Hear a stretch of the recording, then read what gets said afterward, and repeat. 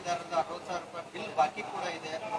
ಆಡಳಿತ ವ್ಯವಸ್ಥೆ ನನ್ನ ಬಾಯಿನ ಯಾಕೆ ತೆಗಿಸ್ತೀರಾ? ಗುತ್ತಿಗೆದಾರರ ಹಣವನ್ನ ಬಿಲ್ ಬಾಕಿ ಇದೆ, ಯಾವ್ದ್ರ ಸಲುವಾಗಿ ಬಿಲ್ ಬಾಕಿ ಇದೆ, ಅದನ್ನ ಮೂಲ ಕಾರಣ ನೀವೆಲ್ಲ ಕೇಳಬೇಕಾಗತ್ತೆ, ತಿಳ್ಕೊಳ್ಬೇಕಾಗತ್ತೆ.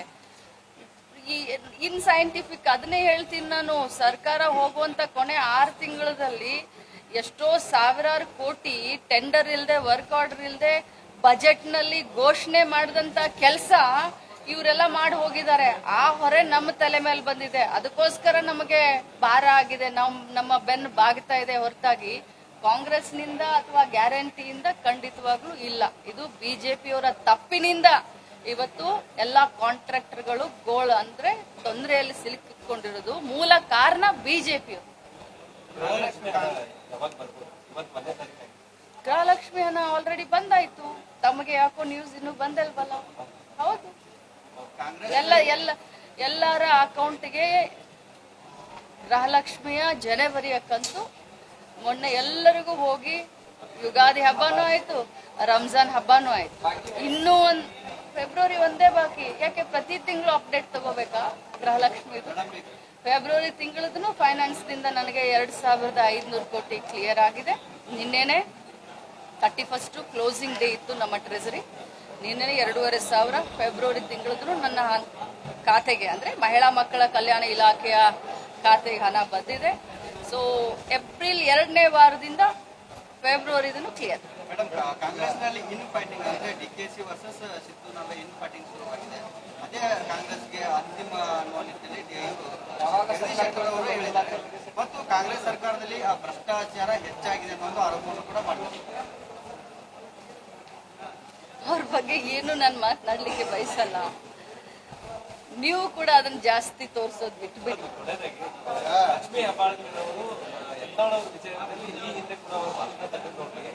ಅಣ್ಣವರು ಮುಖ್ಯಮಂತ್ರಿ ಆಗೋ ಕೆಪಾಸಿಟಿ ಇದೆ ಅನ್ನುವಂಥದ್ದು ಪ್ರಶ್ನೆ ಮಾಡಿದ್ರು. ಇವತ್ತು ಯಾಕೆ ಈ ರೀತಿ ಮಾತಾಡ್ತಾ ಇದ್ದಾರೆ? ನೋಡಿ, ನಾನು ಏನ್ ಮಾತಾಡಿದ್ದೀನಿ ಅವ್ರ ಬಗ್ಗೆ ನಾವು ತೆಗೆದು ನೋಡಿ. ನೀವು ಏನ್ ಪ್ರಶ್ನೆ ಕೇಳಿದ್ರಿ? ಯಡಿಯೂರಪ್ಪ ಅವರು ಸಿದ್ದರಾಮಯ್ಯನವರು ಒಳ ಒಪ್ಪಂದ ಅಂದಿದ್ದಾರೆ ಅಂತ ಕೇಳಿದ್ರಿ ಯತ್ನಾಳ್.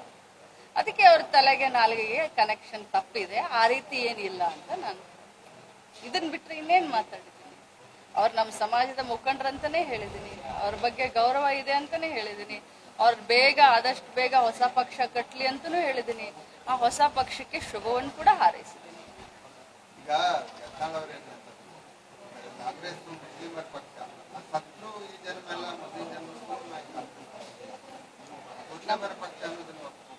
ನೋಡಿ, ಸರ್ವ ಜನಾಂಗದ ಶಾಂತಿಯ ತೋಟ. ನಾವು ಸೆಕ್ಯುಲರ್ ಪಾರ್ಟಿ, ನಾವು ಬರೀ ಒಂದೇ ಜನಾಂಗದ ಪಾರ್ಟಿ ಅಲ್ಲ. ನಮ್ಮ ಸರ್ಕಾರ, ಕಾಂಗ್ರೆಸ್ ಪಕ್ಷದ ಸರ್ಕಾರ ಯಾವಾಗ ಆಡಳಿತ ಮಾಡಿದೆಯೋ ಎಲ್ಲ ಜಾತಿ, ಎಲ್ಲ ಮತ, ಎಲ್ಲ ಪಂಥ, ಎಲ್ಲ ಧರ್ಮದ ಜನರಿಗೆ ಯೋಜನೆಯನ್ನು ನಾವು ಮಾಡಿದ್ವಿ. ಸೊ ನಮ್ದು ಸರ್ವಧರ್ಮ ಸಮ್ಮೇಳನ ಸಹಭಾವ ಇರುವಂತದ್ದು. ಯತ್ನಾಳ್ ಅವರ ಅವಶ್ಯಕತೆ ಕಾಂಗ್ರೆಸ್ ಕೂಡ ಇಲ್ಲ. ಕನ್ನಡಿಗರ ಮೆಚ್ಚಿನ ನಿಮ್ಮ ನ್ಯೂಸ್ 18 ಕನ್ನಡ ಈಗ ವಾಟ್ಸ್ಆಪ್ನಲ್ಲಿಯೂ ಲಭ್ಯ.